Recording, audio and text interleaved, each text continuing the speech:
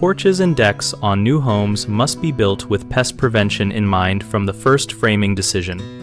Use rot-resistant materials such as naturally durable woods or treated lumber, and consider composite decking for surfaces that will be close to soil or vegetation.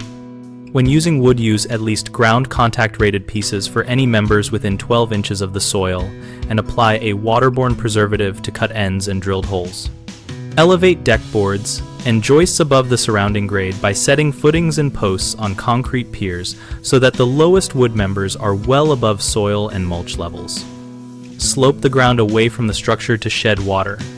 Install corrosion-resistant metal flashing where the ledger board meets the house wall, and fasten with stainless steel or hot-dipped galvanized connectors to prevent moisture intrusion that invites decay and carpenter ants.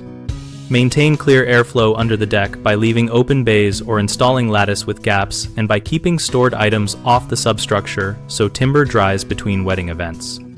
Avoid any direct soil contact with wood by using concrete or composite sleepers, gravel beds, or protective barriers where decks meet planters and landscaping.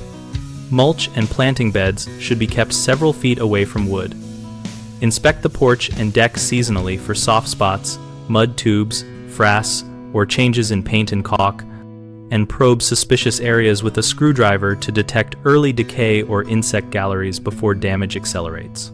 Common mistakes are using untreated dimensional lumber too close to grade, which invites rot and wood-eating insects, so replace those members with ground contact rated material or composite, and ensure the lowest wood is at least 3 inches above mulch and soil. A second frequent issue is poor flashing and ledger attachment, which allows moisture to wick into the house and joists.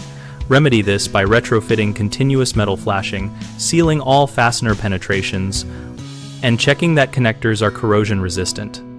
A third is restricted airflow under decks caused by stored materials or soil buildup, which prolongs wetness and fosters fungal decay and insects. So clear the area, maintain a free draining surface, and use vented skirting or spaced lattice to keep air moving. BigHomeProjects.com helps homeowners find local contractors for porch and deck work, and gives contractors a place to list services and get leads. We also host a discussion community where homeowners and tradespeople exchange real-world tips on pest prevention and best building practices.